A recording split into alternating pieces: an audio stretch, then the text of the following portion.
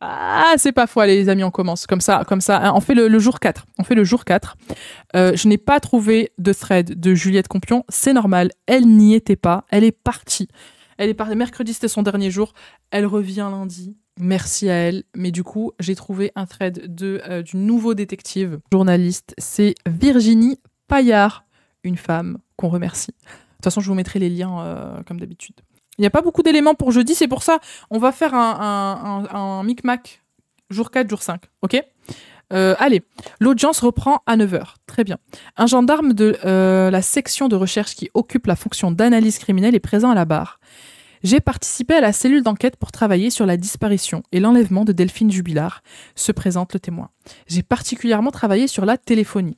Nous avons récupéré les téléphones se trouvant à Cagnac-les-Mines. Nous avons ensuite demandé les données concernant la ligne de Delphine Jubilard que nous avons étudiée. Nous avons pu voir de manière globale sa nuit et sa journée du 15 décembre 2020. Ce téléphone émet un dernier appel à 16 h avec son amant. Les traces réseau nous indiquent sa position à Cagnac-les-Mines. À partir de 18 h jusqu'au lendemain, à 7 h 48, il n'y a aucun mouvement. Nous sommes remontés dans l'historique de ces données un an en arrière. Putain, wow. Putain, si je disparais, ça veut dire qu'ils vont faire regarder mon historique il y a un an. Les amis, faites attention à ce que vous cherchez sur Internet. D'ailleurs, j'avais lu que... Petite pause d'une minute. J'avais lu que ChatGPT, en fait, on pouvait avoir accès à ton historique de tout ce que tu as cherché sur ChatGPT. Donc faites attention à ce que vous cherchez. Hein, ne cherchez pas comment cacher un corps. Voilà. Allez, on reprend. Pour étudier ses habitudes avec son téléphone, son amant et son contact privilégié à partir du mois de juillet 2020. Il se retrouve assez régulièrement en dehors de Cagnac sur plusieurs communes, Montauban et Albi. Ces rencontres sont quasi hebdomadaires après le mois d'août. Nous avons travaillé sur l'hypothèse du rôdeur. Nous avons isolé plusieurs numéros, environ 200 qui n'avaient pas d'adresse sur le secteur de Cagnac. Ces personnes ont été entendues ou contactées. Tout avait une raison légitime d'être sous ces cellules. D'être là-bas, quoi. Okay. Pour l'un d'entre eux, nous n'avons pas sa ligne de téléphone. D'autres investigations ont été lancées. Nous travaillons sur la ligne de Cédric Jubilard. Le téléphone se coupe pendant la nuit. Les traces réseau ne sont pas fournies par Free. Il avait rien compris. Donc, nous ne pouvons pas voir le déplacement de la ligne sur cette période. En conclusion de l'ensemble des données, une seule hypothèse reste viable, celle de Cédric Jubilard. Après, moi, combien de fois ça m'est arrivé de mettre mon téléphone, de regarder de l'ASMR, voilà, je vous dis tout, de regarder de l'ASMR pour m'endormir, et du coup, si c'est une vidéo YouTube d'1 heure, mon téléphone, il n'y avait pas beaucoup de batterie, mais il s'éteint dans la nuit, donc c'est possible. Maître Franck questionne. Ok, donc ça c'est l'avocat de Cédric Jubilard. L'horaire de 6 h 52 à cette heure-là, le téléphone de Delphine Jubilard est déverrouillé. La question, c'est qui manipule le téléphone? L'accusation dit que c'est forcément Cédric Jubilard, et un des arguments pour le dire, c'est qu'il n'arrête pas d'appeler Delphine avec son propre téléphone. Il ne le fait pas à 6 h 52. On a sollicité toute la facture détaillée de Delphine. Sur cette facture, il est indiqué qu'à cette heure-là, elle reçoit pourtant un appel entrant de Cédric Jubilard. Le gendarme répond, il y a un appel, c'est une chose, mais le téléphone a pu être déverrouillé en même temps, pardon. Je n'ai pas dit que l'argument de l'accusation était intelligent, mais il est faux. Sur le téléphone de l'amant, le dernier message qu'on a est un SMS envoyé par l'amant le 15 décembre à 20 h 56. Et ensuite, il n'y a rien du tout jusqu'au 16 au matin à 6 h 08. Il n'y a pas d'activité durant cette nuit. Après la suspension du midi, un expert ayant travaillé sur le téléphone de Cédric Jubilard s'avance à la barre. On a fait une copie de ce téléphone sur laquelle j'ai ensuite travaillé. Il faut savoir que votre téléphone enregistre tout ce que vous faites. Je me suis intéressée aux applications présentes sur le téléphone. Il y avait un podomètre qui était activé en arrière-tâche. On a pu enregistrer le nombre de pas effectués par heure. Après 22 h, il n'y avait plus aucun mouvement, jusqu'à plus de 3 h du matin. On s'est dit que le téléphone était peut-être éteint à ce moment-là, car s'il avait été allumé, il y aurait eu inscrit 0 pas. Et là, il n'y avait pas de données. Ok. On s'est intéressé au point... Donc, il a éteint son téléphone. On s'est intéressé au point GPS et l'historique de ses coordonnées poursuit l'expert. Il n'y a rien dans la nuit du 15 au 16. Il y a un compte mail de Delphine Jubilard qui pouvait s'ouvrir sans code, mais ce compte avait été bloqué à distance. L'accès lui avait été interdit. Il y a aussi un compte d'un certain Sébastien Petit qui servait à consulter les comptes Facebook des comptes de Delphine. Ok. Donc, en fait, là, Cédric Jubilard, il avait un compte fake pour espionner Delphine. Et ce compte fake, c'était Sébastien Petit. C'est très suspicieux de faire ça, sachant que tu vas divorcer, frérot. Tu vas divorcer. Pourquoi tu continues d'espionner ta femme avec un compte fake? C'est pas possible. Ok, ASMR, bon. Il n'y a pas une loi pour ça. C'est quand le procès de Lola? On a des dates. Il me semble que c'est le mois prochain, si je dis pas n'importe quoi. Ça a commencé depuis longtemps. Non, on a commencé il y a littéralement 5 minutes. Vraiment. Combien d'hommes de 20 ans qui découvrent les fonctionnalités de machine à laver? Si vous aviez été étudiant, vous savez. C'est quand même... Franchement, moi, je trouve ça tellement fou. Même là, imagine, le mec, c'est un papa. C'est un putain de papa. Il fait pas le ménage. Alors que même sa femme, elle travaille, quoi. C'est fou. Je trouve ça complètement dingue. Bref. Je veux pas dire, mais ce gars-là, red flag. Ouais, franchement, ouais. Red flag de fou. Enfin, tu crées pas de faux comptes pour espionner ta future ex-femme. Laisse-la tranquille. Ça prouve que il avait pas une curiosité malsaine, mais ça prouve qu'en gros, il avait du mal à passer à autre chose. Parce que tu fais pas ça. Franchement, tu crées pas... Non. Les meufs aussi, d'ailleurs. Ah, tu t'appelles Sébastien, en plus. Mesdames et messieurs, Sébastien Petit, Cédric Jubilard parmi nous, sous un faux compte. Mais bien sûr, évidemment. Évidemment. Si tu divorces, ça y est, tu passes à autre chose, et puis c'est tout, quoi.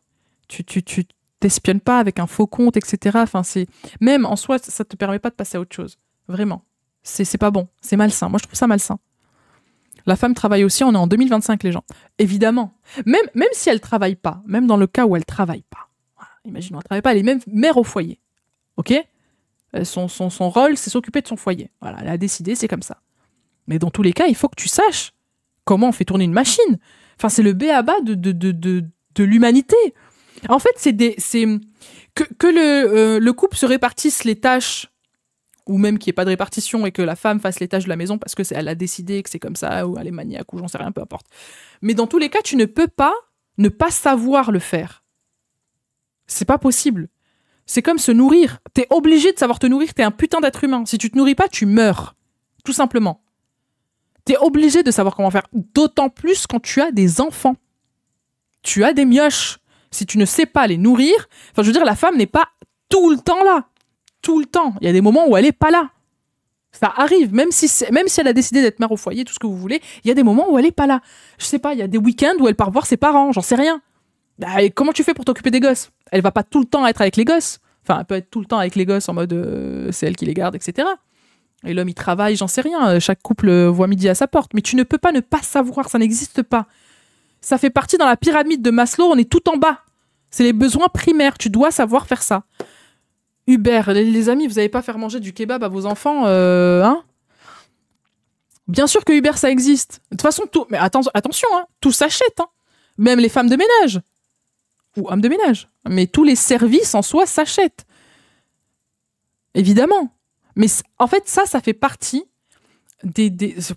pour moi, ça n'a pas de sens. Pour moi, c'est les besoins primaires, quoi. Ça n'a pas de sens. De ne pas savoir se nourrir. On est des humains. Ça fait que même si on est dehors, on est en pleine nature, on est censé être en capacité de pouvoir se nourrir, quoi. Un minimum. Pizza, bière, frites. Je ne donne pas cher de ta peau. Mais même ça, enfin, en soi, c'est un repas. Bon, pas très équilibré, soit, mais au moins, tu te fais à manger, quoi. Tu peux te nourrir. Le mec n'a pas eu de jeunesse où il ramenait ses slips à sa maman. Ben, tu vois, ça, par exemple, aussi. Moi, ça, c'est un truc que je n'arrive pas à comprendre. Je me mets à la place d'un homme. Je suis un homme. Ma maman, elle m'a porté, elle m'a truc, elle a tout fait. Elle est vieille, sûrement fatiguée et malade. Comment, il y a des hommes qui font ça. Comment tu peux oser te dire, ah, c'est à elle de laver mes calbars troués. Non, c'est pas. Tu n'as aucune empathie. Tu n'aimes pas ta mère. Franchement, tu n'aimes pas ta mère. Il veut m'aider, il est curieux, je vais pas lui dire non, j'ai jamais dit que je l'oblige à faire la lessive à la maison. Ah, ton fils de 9 ans, il sait faire tourner une machine à laver. Mais merci. Évidemment, tu es sa maman. Évidemment, il a 9 ans, il est encore petit. Il n'y a pas de souci. Mais le fait de savoir ça ne va pas, ça va pas l'empêcher de grandir, quoi. Au contraire. C'est même quelque chose de bien, de bon à savoir. Je sais pas. C'est une compétence, un bien gros mot, mais je veux dire, c'est quelque chose que t'apprends, quoi. C'est pas tabou, c'est ça que je veux dire.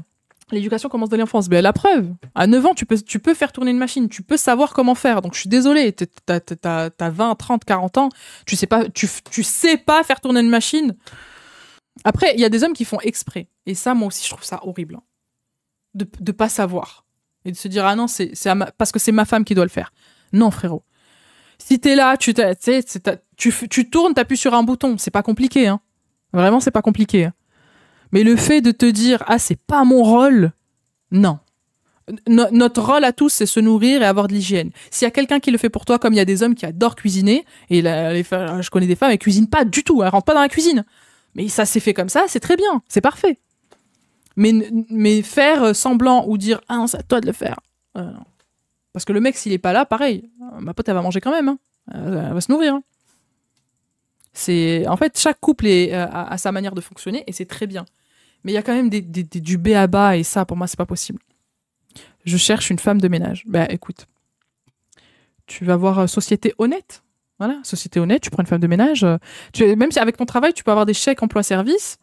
Du coup, franchement, si vous cherchez une femme pour qu'elle vous fasse tout ça, allez directement payer les services. Hein. Enfin, voilà.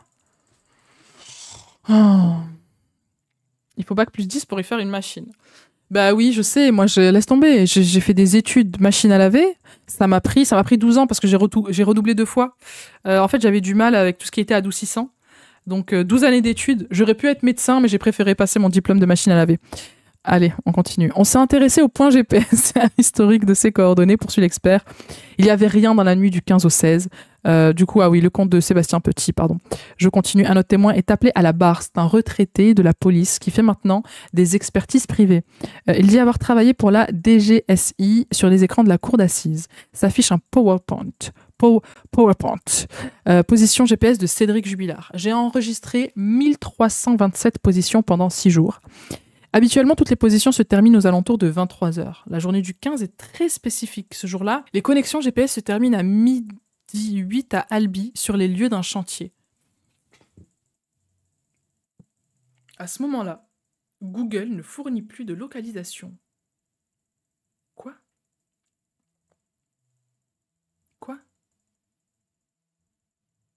Donc en fait, il y avait des habitudes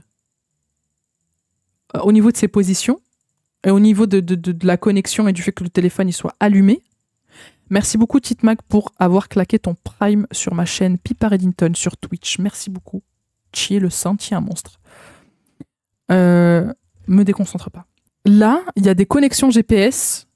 Il était à Albi sur un chantier et à midi 8. Mais ça veut dire que peut-être il préparait son coup. Après, ils ont dû fouiller le GPS en question. Ou peut-être qu'il a fait exprès, parce qu'il savait qu'ils allaient fouiller là spécifiquement, alors qu'en fait c'était de l'autre côté de la ville. Tiens, encore un truc bizarre. Grave. Continuons. Très, très bizarre, très louche. Je te découvre depuis quelques jours et j'adore. Merci beaucoup, Titmag. Putain, merci. Ça fait plaisir. Vraiment. En plus, tu claques ton petit prime et tout. Tu régales. Non, merci beaucoup. Ça fait plaisir. Moi aussi, je me découvre depuis quelques jours. À chaque jour, je me découvre. Chaque jour, je me découvre des nouvelles passions. Non, c'est vrai, la vie est une perpétuelle découverte. Cédric, pas assez intelligent. Ou alors, très intelligent. Le mec, il a pré-shot, il s'est dit, je vais faire exprès de faire ça parce que je sais qu'ils vont fouiller. Il y a un monde.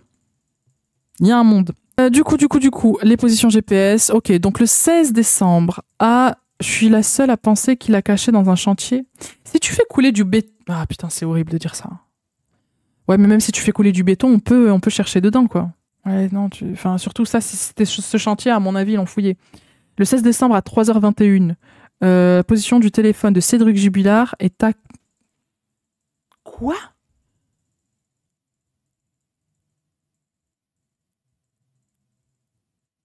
Attendez, pardon. Là, attendez, je vous prends en zoom. Putain.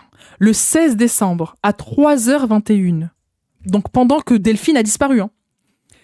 Le téléphone de Cédric Jubilard, il est positionné à Cazoul, ou Cazouls, en tout cas il y a un S, je ne sais pas s'il faut tout prononcer, on va dire Cazoul. Il est positionné dans un champ à Cazouls. On doit dire Cazoul, mais j'aime bien prononcer toutes les lettres dans les villes. Ces points GPS sont présents également la veille, le 15 décembre, à midi 42 et à midi 51. Le témoin se coupe, cherche ses mots. Je suis déstabilisé, souffle-t-il. Zoom pas trop, j'ai peur, pardon. Attendez, mais là, c'est de la folie. Alors, ça veut dire qu'il a menti. Il ne dormait pas à 3h du soir. Parce que lui, il a dit à 4h. Je me suis réveillée, elle n'était pas là. Mais en fait, à 3h... Attendez. Excusez-moi, on va aller sur Google Maps, parce qu'il faut que je situe Cazouls et Cagnac-les-Milles. Attendez, je fais un truc, s'il vous plaît, les amis. Soyez patients avec moi, s'il vous plaît.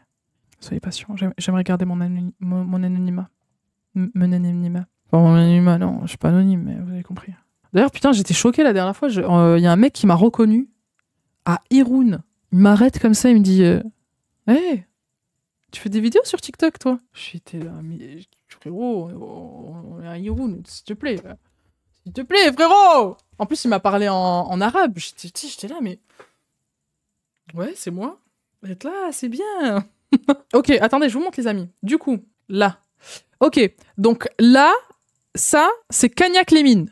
C'est là où habitent Cédric et Delphine Jubilard, ok? Et là où il a été positionné à 3h21 du matin, c'est ici, à Cazouls, dans un champ, par là, à une demi-heure en voiture. Il y a à peu près 25 km. La chance, je te rends compte, je te demande un selfie plus autographe. Mais il y a un monde où c'est moi, je te demande un autographe. Bah, les amis, en plus, si vous me voyez, vous pouvez venir me parler, il n'y a aucun problème. Sauf si vous voyez que je suis en date ou quoi, venez me parler, mais dites... Putain, Pipa, merci beaucoup de m'avoir sauvé des flammes et d'avoir sauvé toute ma famille. T'es incroyable, putain, mais c'est qui lui? Il te mérite même pas. Tu sais quoi? Il te mérite pas. Tu mérites mieux que ça. Tu mérites mieux que ça. Faites jamais ça, s'il vous plaît. Soyez normaux, s'il vous plaît. C'est moi qui suis folle, en fait. Ah, putain. L'examen de données de géolocalisation de Cédric sont un point crucial du procès d'après Dominique Rizet. Mais en fait, là, 25 km parcourant en combien de temps en voiture? En 30 minutes. En 31 minutes, tu es à Cazouls. Après, Cazouls, c'est je sais pas si c'est un lieu dit, mais en tout cas, il était dans un champ vers là-bas. Donc, plus ou moins. Tu sais, si tu descends un peu, c'est 29 minutes. Si c'est un peu plus en haut, ça peut être 35. Je crois bien qu'il est coupable. Je le vois bien en full délire où il se croit dans un film. Il fait un truc de fou, genre le béton, comme t'as dit, Pipa, ou les cochons, comme quelqu'un disait. Franchement, oui, tout est possible, les amis. Vous menez l'enquête, ouais, on essaye de...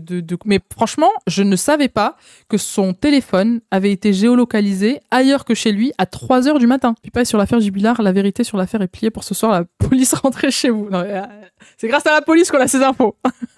Chiche. Non, mais c'est bon, arrêtez. Faites pas ça si... Hein. Alors, vous pouvez me saucer après. Hein, surtout si je suis en date, je suis là, ah putain. J'ai lu tous tes livres. J'ai tout lu. Je les ai d'ailleurs passés à mes parents et tout. Ils ont adoré. J'ai aucun livre. Ah putain. Elle a commencé à lire le début. Oui, vous inquiétez pas. On va continuer. Pardon les amis. Regardez, on s'égare comme d'habitude, mais c'est pas grave. Moi, de toute façon, je vous vois les commentaires qui disent c'est trop long, tu commentes trop, etc. Je sais. En plus, ce soir, je vous jure que j'avais dit juste avant, j'essaye de ne pas me disperser et parler de trop commenter, mais c'est le jeu du react. Je dois réagir. Et des fois, je réagis à un truc que je vois, que je lis, et ensuite, je réagis à ce que je viens de dire. Et après, on est dans un cercle vicieux ou vertueux, je ne sais pas, parce qu'il y en a certains, ils adorent ça. Ils adorent. Donc, du coup, je fais ça pour vous, pour ceux qui adorent et pour ceux qui me disent c'est trop. Ben, écoutez, Désolé, mais c'est comme ça. C'est ça qui est bien. Je le fais pour ceux qui aiment. Et pour ceux qui aiment pas, je suis désolée. Vous avez mes autres vidéos que vous pouvez booster. Je fais la pub. Vous avez d'autres vidéos qui sont montées et tout, où il n'y a pas de pause. Où je parle. Enfin, si je parle, forcément je parle. Mais c'est bien monté. Il n'y a pas de commentaires de ma part. Je ne divague pas, je ne dis pas n'importe quoi. Allez, on continue parce que là, franchement, là, révélation de fou malade. Là, vraiment, révélation de fou malade. Il n'était pas chez lui à 3h du matin. Donc là, il dit « Je suis déstabilisé ». Ok, pour résumer, selon cet expert, Cédric Jubilard aurait pu avoir 2 appareils qui fonctionnent sous Android, qui se seraient synchronisés ensuite. Il aurait eu 2 applications boussole équipées d'un mot de passe. Il se serait connecté à 5h12 et à 3h21 sur l'application boussole sur 2 appareils différents. Déjà, le fait qu'il ait 2 téléphones... Bon, moi aussi j'ai 2 téléphones, mais... Pourquoi tu trafiques ce soir-là ? Comme par hasard sur 2 téléphones. Bref, on continue. Le compte partagé devrait entraîner la synchronisation automatique. L'avocat général lui fait remarquer qu'il a confondu 3h31 du matin et 3h31 de l'après-midi. Ah ça, on l'avait lu déjà. Vous n'avez pas lu les données. Vous n'avez Quoi? Vous n'avez pas à lire une donnée et vous nous demandez de vous croire sur parole et de condamner cet homme sur la base de ses plaisanteries, cingle le magistrat. Je n'ai pas d'autres questions. Vous faites naître de faux espoirs chez les parties civiles. Êtes-vous inhumain ou incompétent? Ajoute l'autre avocat général. Après cette déposition aussi lunaire qu'incompréhensible, la présidente ordonne une suspension. Et les amis, nous en avons fini avec la 4e journée d'audience. Que de révélations. On avait fait une probabilité en début de live, hein? On était entre 80 et 100. Là, on est entre 100 et 110, les amis. Hein. Je vous le dis. Hein. Entre 100 et 110, ça va peut-être faire exploser voilà, les stats, mais là, c'est trop. Hein. Là, c'est trop. Sérieux, il s'est trompé? Oui, apparemment, il s'était trompé entre AM et PM, quoi, entre après-midi et matin. On adore les débats pré-lecture. Eh bien, moi aussi, franchement, moi aussi, j'adore. C'est limite mon moment préféré. C'est pour ça, quand on me demande de faire plus court, de condenser, de moins parler, vous m'en demandez trop. Après, il y a des jours où, voilà, je sais pas que j'ai pas trop envie de parler, parce que si je live, c'est que j'ai envie de parler. Mais ouais, il y a des jours où peut-être je suis, tu vois, genre je vais moins dans le détail. Mais on y revient au double fun, double vie. Possible. De toute façon, on savait qu'il était sur des applications de rencontres et il disait même qu'il avait la garde partagée de ses enfants, alors qu'il était même pas encore divorcé. J'ai pas compris pourquoi ils disent que le mec dit n'importe quoi. Mais parce qu'ils se sont trompés au niveau de matin, 3h du matin et 3h du soir. Et du coup, je crois que ça enlève le sérieux. Et je sais pas du coup si ces données-là, elles sont traitables, entre guillemets, en tant que preuve. Ce qui me semble que ça met le doute. La séance est levée. Allez, on va continuer, les amis. Donc là, 2e semaine de procès. Jubilard. On est au 5e jour de procès, parce qu'il n'y a pas eu, du coup, vendredi, il n'y a pas eu d'audience. On commence, avec un thread de Juliette Complon qui est de retour. Bonjour à tous, on entame la 2e semaine du procès de Cédric Jubilard au tribunal judiciaire d'Albi. Au programme ce matin, la défense fait citer l'ancien procureur de Toulouse, Dominique Alzehari. Je crois que vous m'en avez parlé tout à l'heure, il y a quelqu'un dans le chat qui m'en a parlé. Les avocats de l'accusé de 38 ans reprochent à Dominique Alzehari, je le prononce bien, oui, sa conférence de presse du 18 juin 2021, le jour de la mise en examen de leur client. Ok, donc quand ils ont mis en examen Cédric. Le procureur aurait donné plusieurs informations erronées ce jour-là.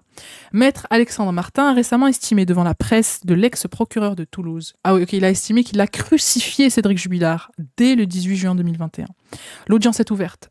L'avocat général demande à ce que soit diffusée la conférence de presse de Dominique Alzehari d'il y a un peu plus de 4 ans. Masque chirurgical sur la bouche. Il rappelait d'ailleurs les moyens considérables mis en œuvre dans le cadre de l'enquête. Ok, là il le cite. Plus de 2500 actes de procès-verbaux ont été réalisés en 6 mois. Une quarantaine d'expertises ont été officiellement diligentées, détaille l'ex-procureur, citant la cellule d'enquête de 10 personnes à plein temps. Il estime alors, 6 mois après la disparition de Delphine Jubilard, que sa conférence de presse était tout à fait légitime. Il fallait rendre compte des derniers rebondissements de l'enquête et répondre aux interrogations des victimes et de nos concitoyens. Il expliquait que Cédric Jubilard avait fourni des explications pour le moins évolutives, voire même contradictoires, infirmées par des témoins et des éléments scientifiques versés au dossier, déplorant même des mensonges de sa part. Donc ça aussi, il ne faut pas l'oublier dans un maximum de temps dans le chat, il ne faut pas l'oublier dans l'avis qu'on se fait par rapport à tout ça, c'est que Cédric a menti plusieurs fois pendant l'enquête. Donc c'est pas rien, hein. C'est pas rien. Ta femme a disparu, normalement, je sais pas, tu as une vérité, tu as peut-être ta perception des choses, mais tu changes pas 1 milliard de fois de version, quoi. Il rappelait pourquoi l'hypothèse de disparition criminelle était retenue et privilégiée, le suicide et la disparition volontaire étant évacués. L'ex-procureur rappelait que le couple était en instance de divorce. Monsieur Jubilard nous expliquera d'abord que cette séparation se passait de manière non conflictuelle, relate-t-il. Mais le problème, c'est que l'ensemble des éléments réunis ont permis d'établir que ces déclarations étaient complètement mensongères, poursuivait-il.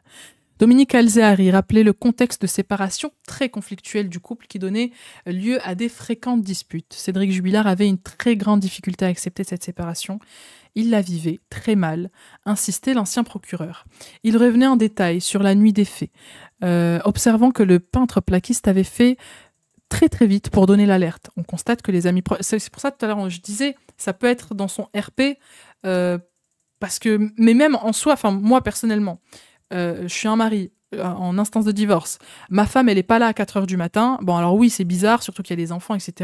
Mais je me dis peut-être elle est avec son amant et tout. Appeler directement la police à 4h du matin, je sais pas. Je sais pas, je sais pas. Coucou, je passais de YouTube à Twitch, lol, 5 secondes d'écart, YouTube en retard. Oui, il y a un tout petit délai sur YouTube, ouais, de quelques secondes, mais c'est fait exprès. C'est juste que comme j'utilise OBS, la clé de stream qu'il y a sur OBS, c'est celle de Twitch, et ensuite j'utilise un autre truc pour pouvoir retransférer sur YouTube. Bref, vous connaissez votre go, hein, informaticienne. Déjà, je suis très très contente que ça fonctionne sur YouTube en même temps que Twitch. J'ai mis du temps à comprendre comment faire. Bref, allez, on continue.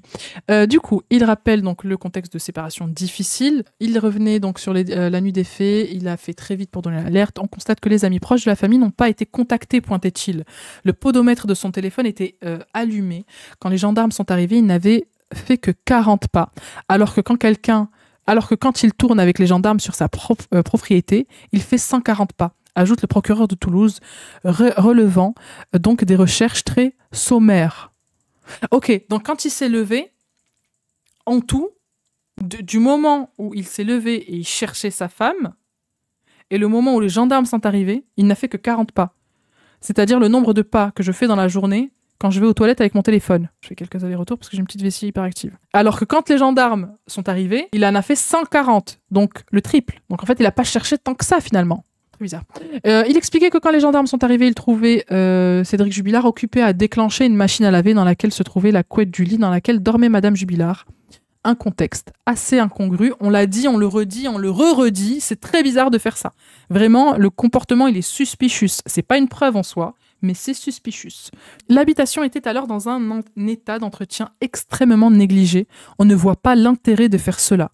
Alors que Cédric Jubilard disait lui-même qu'il était dans un pyjama qu'il n'aurait jamais lavé. Hein ? Quoi ? Il portait un pyjama qu'il a jamais lavé. Mais par contre, il a fait gaffe de nettoyer la couette de sa femme qui est séparée de lui depuis quelques mois. Ça, c'est très suspicious.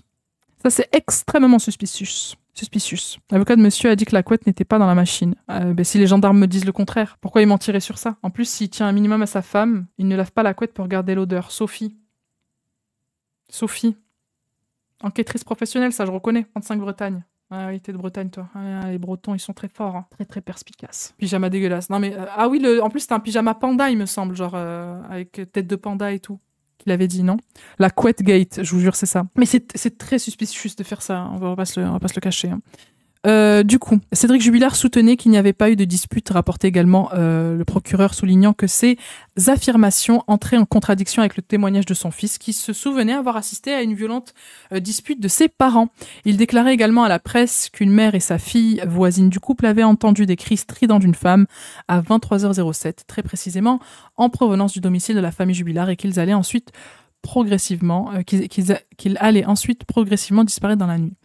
Le procureur donne la parole à Philippe Coué, commandant de recherche de Toulouse, qui confirmait qu'à l'arrivée des gendarmes, Cédric Jubilard faisait tourner une couette. Bon, ce que dit son avocat, là, bon. Ok. Le procureur de Toulouse reprenait ensuite la parole, répondant aux nombreuses questions des journalistes. Je ne porte pas d'appréciation sur les charges, je donne des éléments objectifs, rappelait-il, au détour d'une réponse. On aime l'objectivité ici. Et nous, on s'occupe de faire notre petit avis. Mais très bien. Ça veut dire que si sa femme revient, elle aurait eu une couette mouillée. Mais bébé le sang, mais tu le sang de la veine, mais tout à fait. Ça n'a pas de sens de faire ça. Même si elle est partie, il s'est dit, bon, elle est partie, elle m'a laissé les enfants, qu'est-ce qui se passe et tout. Elle a fugué, voilà, comme j'ai pu le faire. Elle a fugué. Bah, en fait, tu laves sa couette alors que peut-être elle va vouloir rentrer et dormir dedans, quoi. Non. Pas possible. Il lave la couette, mais pas son pyjama dégueulasse. Suspicious. À mort. Pas forcément le sèche-linge, ça existe. Ouais, mais Théa, même avec un... Moi, j'ai une machine à laver qui fait aussi sèche-linge. Et en fait, même si tu sèches... Bon, ça sèche, évidemment. Mais en fait, il faut quand même étendre un petit peu. Parce qu'il y a... Ou alors, il faut le remettre plusieurs fois, quoi. J'ai jamais fait plusieurs fois. Souvent, déjà, il tourne pendant 3 heures. La consommation d'électricité, bonjour. Lâchez vos subs, les amis. Envoyez des super chats, ok, pour que je puisse sécher mes vêtements cette nuit. Ah putain. Non, je rigole. Allez, on continue. Il rappelait à plusieurs reprises que Cédric Jubilard était présumé innocent, bien sûr, on ne l'oublie pas. Il a le droit d'exposer sa propre version des faits et de répondre aux enquêteurs comme il le souhaite, soulignait le magistrat. Pendant la diffusion de cette longue conférence de presse de 2021, les avocats de Cédric Jubilard prennent des notes, échangent quelques mots. Leur client est assis derrière eux dans son box, vêtu d'un pull noir, le visage posé dans ses mains. Nous ne sommes pas à examiner des charges, mais des indices graves et concordants qui justifient la mise en examen. Je ne parle que d'éléments objectifs, je ne fais pas de scénario, soulignait le procureur Dominique Alzehari. En dehors des imprécisions sur la couette, on a du mal à ce stade à voir ce que la défense reproche à l'ancien procureur de Toulouse. La diffusion de la conférence de presse du procureur de Toulouse, le 18 juin 2021, vient de s'achever. L'audience est suspendue quelques instants. L'audience a repris. Dominique Alzehari est à la barre, costume gris, cravate mauve. Le magistrat de 65 ans rappelle qu'il a été procureur de Toulouse de septembre 2018 à septembre 2021. Je n'ai eu à connaître cette affaire que pendant le premier semestre 2021, souligne-t-il. Je dois insister sur un fait important.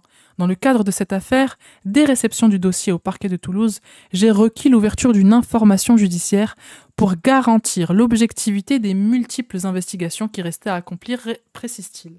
D'emblée, les magistrats instructeurs sont intervenus en toute indépendance et impartialité, insiste le procureur. Même si cette affaire a suscité une grande émotion, à tel point qu'une pétition circulait pour que l'on s'exprime, l'écho médiatique a été immédiat, développe le magistrat. Tous les médias me sollicitaient parce que des éléments significatifs étaient rendus publics et d'autres me contactaient pour confirmer ou infirmer ce que je ne faisais pas, insiste l'ancien procureur de Toulouse. Après la mise en examen de Cédric, il me fallait communiquer, fournir quelques explications publiques dans le souci de pouvoir expliquer ce qui avait pu conduire les magistrates instructrices à prendre cette décision importante. Il a alors décidé d'organiser cette conférence de presse sous le truchement de l'article 11 alinéa 3 du Code de procédure pénale qui vise à limiter ou éviter le risque de diffusion de fausses nouvelles, détaille l'ancien procureur. Il rappelle qu'à cette époque, beaucoup d'informations avaient pu filtrer, mais pas toujours exactes, et ça créait un vrai problème. Malgré un certain nombre de sollicitations par la suite, je ne me suis plus jamais exprimé sur cette affaire, insiste l'ex-procureur.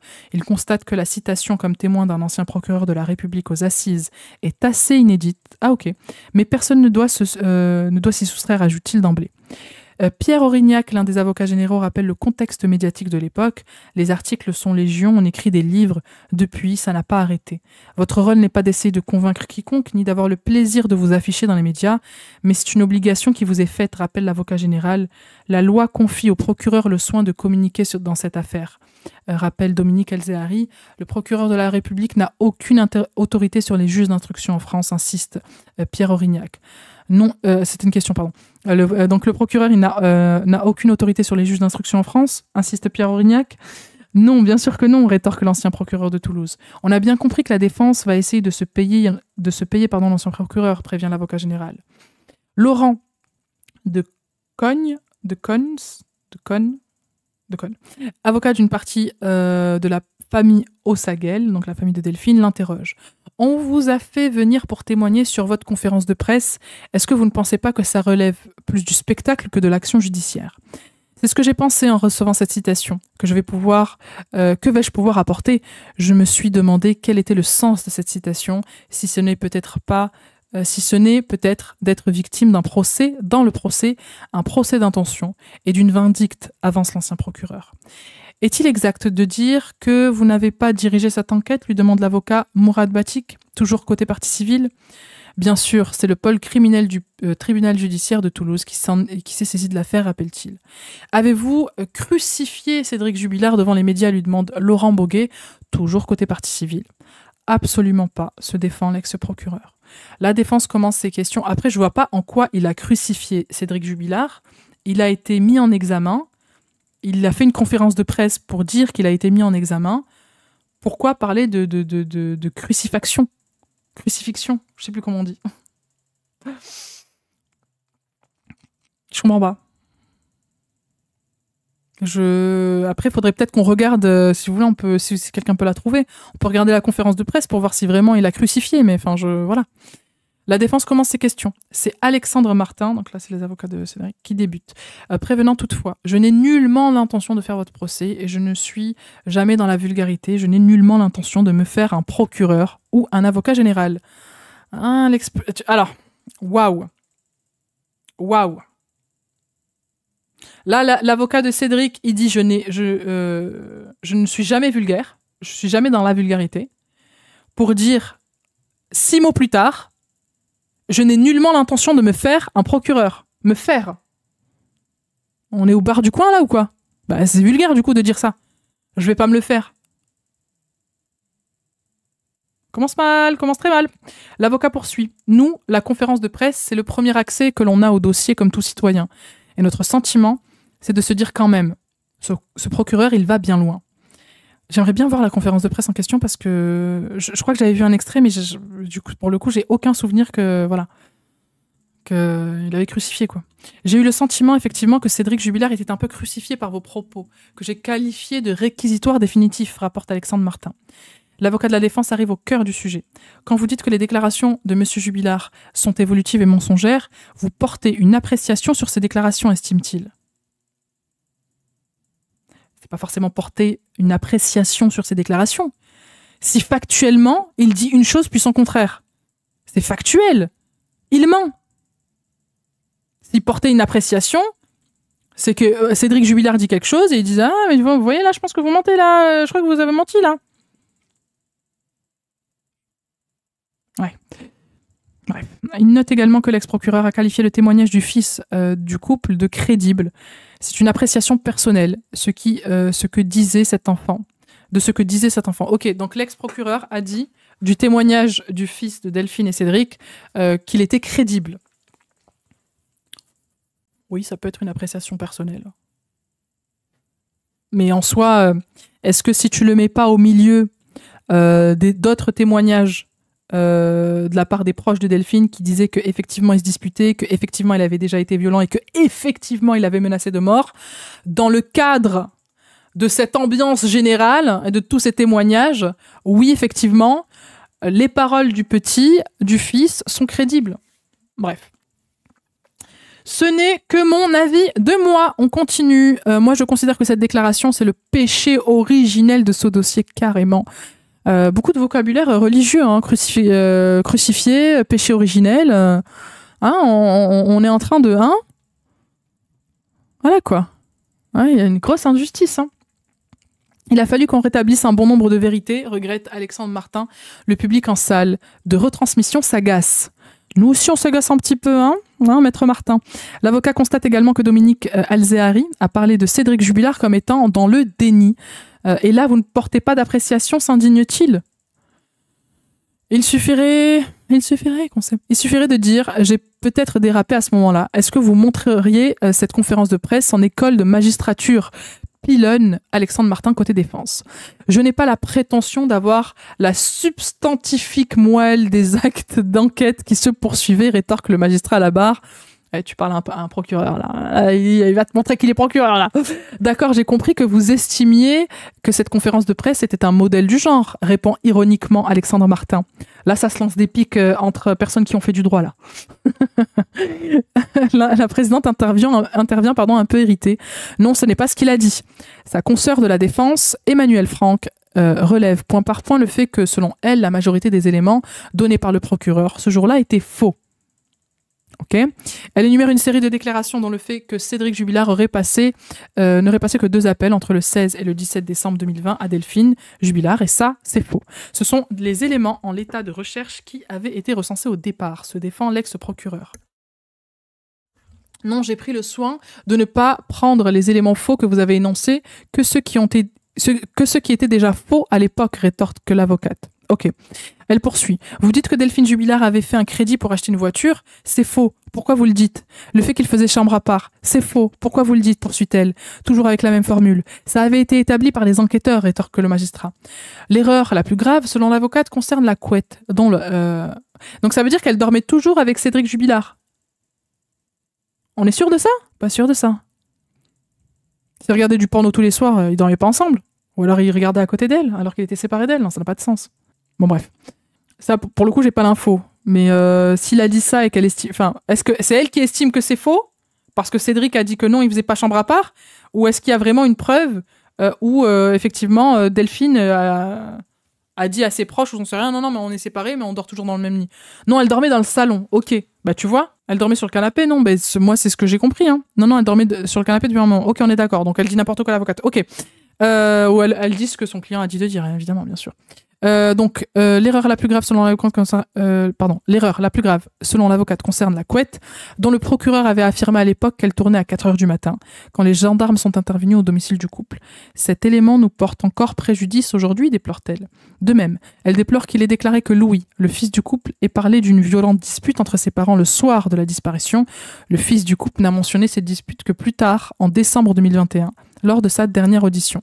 Ok, donc 1 an après la disparition de sa mère. Je suis un peu atterrée. Je pensais que vous arriveriez ici en disant « j'ai été trompée », insiste l'avocate. Est-ce que vous considérez que vous avez été trompée par le colonel, ou par votre conjointe qui vous a fait le résumé du dossier, lui demande-t-elle. À la barre, Dominique Alzehari se défend et insiste sur le fait qu'il n'a fait que donner les éléments qu'il avait en sa possession. L'avocate de la défense réitère. Elle ne l'accuse pas de mentir, mais d'avoir dit des choses fausses. Le ton monte sur le banc des avocats des parties civiles. L'avocate de la défense leur répond. On se calme, tente de tempérer la présidente. L'ex-procureur ne se démonte pas. Je m'interdis depuis des semaines de consulter la moindre information relative à cette affaire, donc il n'a pas regardé ma vidéo sur YouTube, pour ne pas avoir à remettre en perspective. Je reste dans la position que j'avais à l'époque. C'est une forme d'objectivité et d'honnêteté. Et monsieur l'ex-procureur, on vous en remercie. La présidente lui demande d'expliquer comment il a organisé sa conférence de presse. Dominique Alzehari dit avoir recherché à avoir les éléments les plus concrets possibles pour expliquer la décision des magistrates de mettre Cédric Jubilard en examen. Ok, donc c'était des magistrates au féminin qui ont mis Cédric Jubilard en détention. L'audience est suspendue. Elle reprend à 14h avec plusieurs dépositions d'experts. L'audience de Dominique Alzehari... Ok, donc elle montre le petit dessin, ok. Je suis de retour, je rattrape le début de l'audience. On entend à présent Jean-Arnaud Cos, cité en qualité d'expert. Il est ingénieur réseau et cybersécurité. Il a analysé l'activité du téléphone de Delphine Jubilard. J'ai manqué l'essentiel de son propos qui apparaît très technique, relève la présidente. C'est très important ce que vous êtes en train de nous dire. À 22h55, le dernier message de Delphine Jubilard va être adressé volontairement à quelqu'un. En l'occurrence, son amant, observe Laurent Boguet. Et jusqu'à 23h48, il n'y a pas d'événement réseau significatif. Le téléphone est resté à la même place, poursuit-il. L'expert acquiesce. Sur cette période, le téléphone bouge très très peu. Donc, quand les voisines du couple Jubilard entendent les cris d'une femme autour de 23h, le téléphone était au domicile, en déduit l'avocat. L'expert n'est pas formel, mais estime que le téléphone était en tout cas dans une zone très proche de la maison. C'est compliqué de localiser très précisément... même si en soi, aujourd'hui, la localisation, c'est assez précis. Mais après, ça dépend des téléphones, ça dépend de beaucoup de choses. C'est bien, il se démonte pas. Ouais, franchement, l'ex-procureur s'est pas démonté. Et puis, je pense que il a peut-être eu une carrière irréprochable, entre guillemets, ou je sais pas, parce que je pense que sinon, ils auraient parlé d'autre chose en disant, mais vous savez, dans cette affaire, vous avez fait du zèle là, vous avez menti là. Ça, en tout cas, de mon avis, de moi, il m'a l'air de vouloir rester objectif, d'être objectif, et c'est super.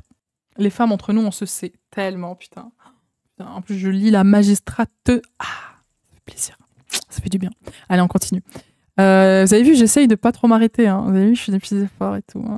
En plus, elle était longue cette journée, donc il est 22h39 et j'aimerais dîner ce soir, par exemple, tu vois. Allez.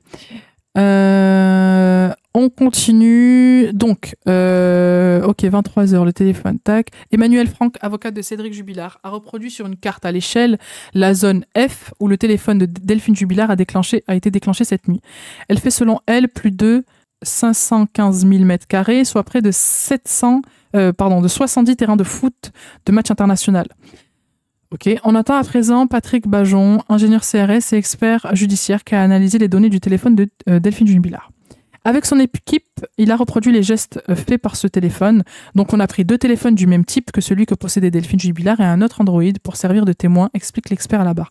Mais ils font des tests de fou, franchement, waouh. Ce que l'on peut retenir de cet exposé technique mais pédagogique, c'est qu'une trace a été isolée à 6h52, correspondant au déverrouillage du téléphone. La personne a déverrouillé le téléphone qui était protégé, souligne l'expert. Ok. À 6h52, les amis. 6h52. Ça veut dire que... Attends, à quelle heure ils avaient... Cédric a appelé les gendarmes, je me rappelle plus exactement. Mais en tout cas, quelqu'un l'a déverrouillé à 6h52. Et il me semble que eux, ils estiment qu'elle a disparu entre... je crois que c'est minuit et 3h du matin. Qui a pu déverrouiller son téléphone? Il a le code. Oui, il a le code. 4h09. Mais attends, c'est pas Qui a pu déverrouiller son téléphone à 6h52? Parce que s'il les a appelés à 4h09, c'est pas Cédric qui a déverrouillé, puisqu'il était avec les gendarmes.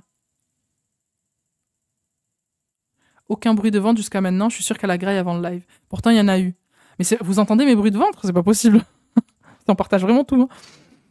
Ok, en conclusion, il faut garder en tête qu'il n'y a qu'une petite partie de manipulation sur un téléphone Android qui sont tracées chez Google, déclare-t-il.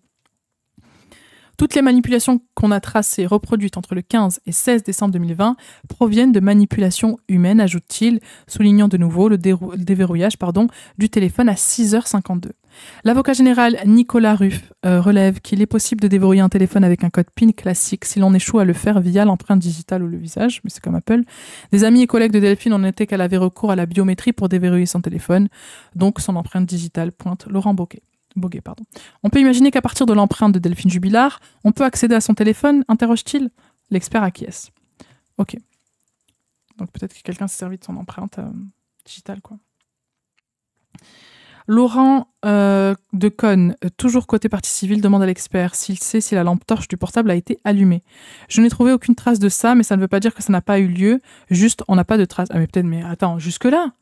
Genre, ils peuvent savoir et retracer si j'ai activé ma lampe torche à 23h pour aller me chercher du chocolat dans la cuisine. C'est fou. Emmanuel Franck, côté défense, demande à l'expert si d'autres actions humaines ont pu avoir lieu après 6h52 qui n'auraient pas été répertoriées par Google. L'expert acquiesce. Si quelqu'un coupe le doigt à Delphine, est-ce qu'on peut déverrouiller le téléphone, demande Laurent Nakacharfi, qui représente la sœur et un des frères de la disparue. Je ne sais pas trop. Si ça fait pas trop longtemps, à mon avis, il n'y avait pas de problème pour déverrouiller, mais je ne sais pas, rétorque l'expert, un peu gêné. L'empreinte digitale d'une personne ne disparaît pas, incite l'avocat. Je ne sais pas répondre pour être très honnête, répond l'expert. L'audience s'arrête ici pour aujourd'hui. On entendra demain la famille de Delphine Jubilard. Merci pour votre suivi de ce live tweet pour France Info. Merci à Juliette Compion. Du coup, demain, on entendra la famille de Delphine. Mais écoutez, j'ai très très hâte de les entendre parce que, comme je vous ai dit, Delphine n'est pas là pour faire entendre sa voix et j'espère que ses proches seront sa voix. Mais en tout cas, très intéressant cette journée d'audience. Hein. Très très intéressant. Par contre, 6h52, qui a pu déverrouiller le téléphone de Delphine? Surtout qu'il était censé être éteint à ce moment-là, je comprends pas. J'accède à d'autres lives, mais le tien, Pipa, je galère, ça coupe 30 secondes toutes les 10 secondes. Ah merde. Est-ce que d'autres personnes ont ce problème ou pas? Moi, là, pour moi, tout est ok, tout est ouvert, j'ai pas de drop de frame, il n'y a rien, tout va bien. J'ai un maximum de connexion, je suis en full fibre optique, là, les amis. Merci Juliette, un maximum de merci Juliette de cœur, que ce soit dans les commentaires ou dans le chat. Il va y avoir sa cousine sûrement demain. Ok. Ben, j'ai hâte de la journée de demain, du coup. Hein. Vraiment. Merci Juju. Ah, en plus, vraiment, pour le coup, je sais pas comment elle arrive à tout suivre et tout. Enfin, je trouve ça... je trouve qu'elle est tellement... et elle est talentueuse dans sa manière d'écrire, en fait. Vous avez vu, comme, quand je vous lis, c'est fluide. Et puis même, les termes et tout qu'elle utilise, la manière dont elle écrit, j'aime trop. On se voit demain, évidemment qu'on se voit demain. Mais attendez, on va pas se quitter de suite. On se quitte de suite? On regarde on fait un petit react, hein? Moi, je suis un. Juste, je vais... Attendez, je vois un peu. Par contre, c'est quand que les amants témoignent. Est-ce que quelqu'un, je vous en supplie, tant que vous êtes tous là, est-ce que quelqu'un aurait le planning de qui c'est qui passe et quand pendant ce procès? J'aimerais bien l'avoir. Bonjour tout le monde, youpi. J'arrive enfin à voir un live. On est en début ou à la fin. On vient juste à l'instant de finir, il y a 1 minute, la journée d'aujourd'hui. Mais la rediff, le replay sera dispo directement après, normalement. Et je montrerai la vidéo aussi. Ah, puis en fait, il est là le problème. Le problème, c'est que là, on traite un procès d'actualité et je peux très bien faire du React et faire le montage demain, etc. Bon, en soi, je pourrais le faire demain. Mais comme c'est de l'actu, j'aime bien vous le poster directement, surtout la vidéo montée. Je sais que certains, voilà, ils aiment bien le monter, les regarder, voilà, en se préparant le matin ou quoi. Du coup, en fait, c'est ça le problème. Apparemment, Delphine était un peu olé olé si on voit ce que je veux dire. Et du coup, en fait, tu viens de me mettre un bruit. Du coup, ouais, peut-être on devrait arrêter de suivre ce procès. Putain, je crois qu'elle aimait le sexe et tout. Oh non, putain. Elle avait des amants. Oh non. Bon, allez, à quitter. Franchement, faire des commentaires comme ça, je sais pas. Vous avez quel âge, sérieusement? Elle était olé olé. Ouais, et c'est comme si tu disais, ah, elle aimait bien la gastronomie. Putain, quoi? Elle aimait bien bouffer? Oh putain, ben vas-y, laisse tomber alors. Si tu réactes, tu peux pas faire le montage. Bah, je peux, mais je vais finir à 2h du matin. Lui aussi, il était olé olé de toute façon. Oui, mais lui, c'est un homme, il a le droit, il a un zizi. Elle a pas de zizi, donc elle peut pas. Le témoignage sur YouTube de Fogiel, chez Fogiel, de la copine de Cédric, est intéressant. Ah, ben tiens, il faudrait qu'on le regarde, ça aussi. Oh, les amis, je veux tout regarder avec vous, mais j'ai faim. Ah oui, Pipa, parle-nous des arbres. Des arbres ou des arabes? Attention, dites-moi. Je peux parler des deux. Pas plus olé qu'une autre. Mais de toute façon, c'est comme avec Gisèle Pellico. Hein, Elle est partie une fois dans un club échangiste, ça y est, c'était mort. C'était mort pour elle. Elle est morte dans le film, ça y est. C'est foutu. Il peut lui arriver tout. Ah oui, elle a envoyé des photos coquines à son mari. C'est mort. C'est indéfendable. C'est indéfendable. Les filles, vraiment, pour vous préserver et si demain vous mourrez, essayez de ne pas profiter des joies et des plaisirs de la chair. Essayez, même avec votre mari, attention. On va pas aller plus loin. Hein. Même avec votre mari, ne profitez pas. Ne profitez pas. Si, à la limite, vous procréez, voilà, et point. Mais bon, ça laisse une trace quand même. Si vous avez des enfants, ça laisse une trace que vous avez fait crac crac boum boum. Et ça peut porter préjudice à votre procès si jamais demain vous mourrez. Si elle est olé olé, tu la quittes, tu la butes pas quand même. Mais si elle est olé olé, mais tu olé olé avec elle normalement, puisque c'est ta meuf. Je sais pas moi. Les gens préfèrent les nonnes, mais c'est ça le pire, c'est que non. No shade tous les nonnes, hein, mais la plupart des hommes veulent pratiquer le olé olé. Donc je comprends pas le reproche en fait dans cette société qui est fait. Je comprends pas. C'est péché. Oui, mais même marié en fait, c'est ça le problème. Marié, c'est pas péché, mais bon, c'est péché pour la société. C'est ça qui est compliqué. J'avais oublié qu'on a le droit d'avoir une vie sexuelle que pour un homme et pas pour soi-même. Mais du coup, en fait, moi, ma question, elle est là et c'est tout mon propos sur l'homoromantisme. S'il y a seulement les hommes qui ont le droit de prendre du plaisir sexuel, avec qui couche-t-il ?